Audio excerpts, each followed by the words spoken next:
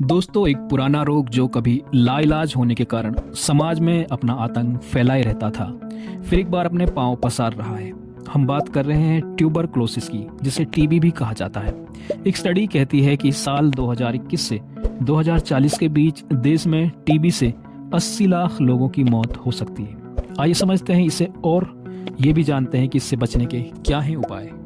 Britain के London school of hygiene and tropical medicine समेत कई रिसर्च ग्रुप्स ने मिलकर एक स्टडी की है, जिसमें यह पाया गया है कि भारत को 2040 तक 62 मिलियन यानी 6.2 करोड़ नए ट्यूबरक्लोसिस के मामलों और 8 मिलियन टीबी से संबंधित मौतों का सामना करना पड़ सकता है, जिसका सीधा असर देश की अर्थव्यवस्था पर पड़ने वाला है।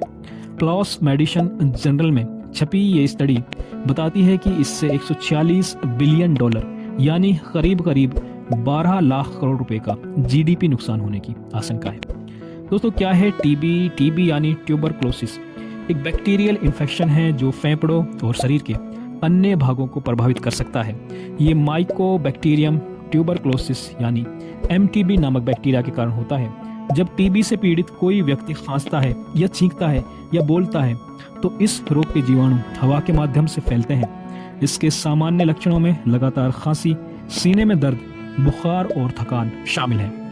अगर इसका सही तरीके से इलाज किया जाए तो ये ठीक हो सकता है।